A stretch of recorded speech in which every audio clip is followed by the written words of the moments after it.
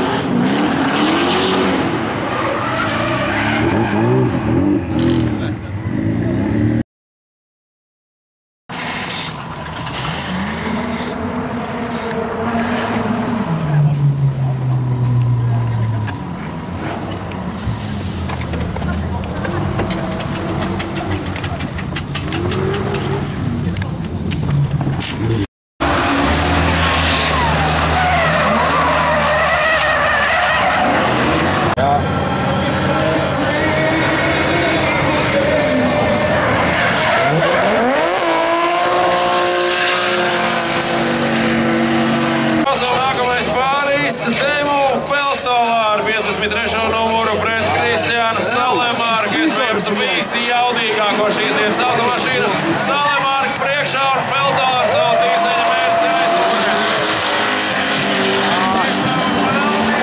Viņam cieši. Teimo Peltālā, Kristians.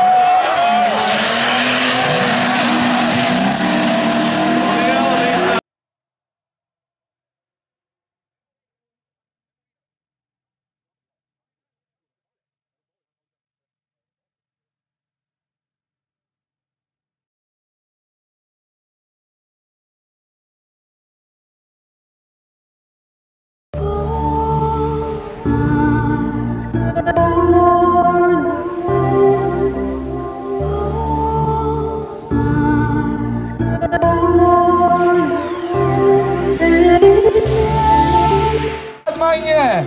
Litet gap, vi ska se om Mange kan ta igen det.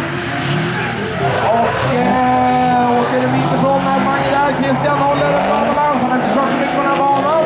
Men han tar upp i alla fall. Det går ju inte fort på den här halka banan kan man ju säga. 800 hästar kanske är för mycket. Vem vet? Jag tycker han klarar det riktigt bra. Går fort ändå för Roblet. Ja då. Oh ja. Håller igång. Men det är ett bra glapp där. Han håller säkert avstånd till Christian. Och det ser ut som det går hur sakta som helst. Men det är bra! 70 blås. Oj.